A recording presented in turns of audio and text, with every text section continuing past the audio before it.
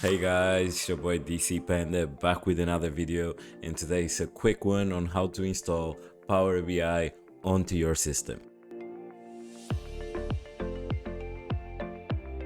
So the first thing you have to do is go down to the description, click on the link that will be there for Power BI Microsoft link, which will take you to this website.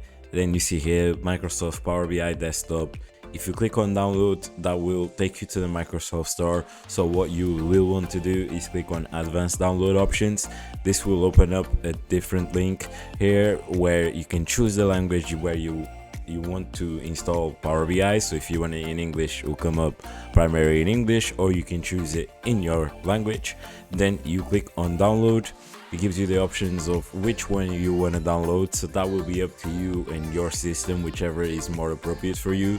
You click on it, click next, and you'll see the download will start down here. It takes a few seconds depending on your internet provider, and then once that is done, you can download it or install it, in this case, directly in your system. So when that is done downloading, you will click on the link and that will open up the setup. You will want to click next and approve it, so click yes. Once you have clicked yes, it will take you to the next step and will start installing your system. You just, in this bit, there is nothing you have to do. You just click next, accept the license agreement, click next, choose where you want to install your files, so you can change it or you can just leave it and will go directly into your program files. Click next. You would want a desktop shortcut to make it easier. If you don't, you can uncheck this box.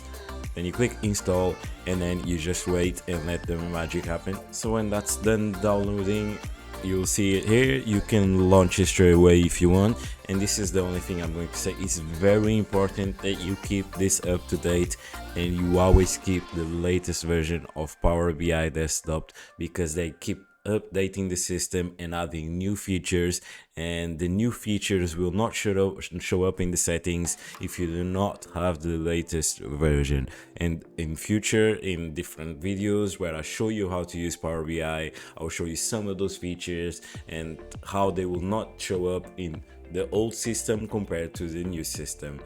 So this is it. Stay tuned, because from now on is going to come up a lot of videos and guides on how to use Power BI, from the basic stuff to the most advanced features that they have.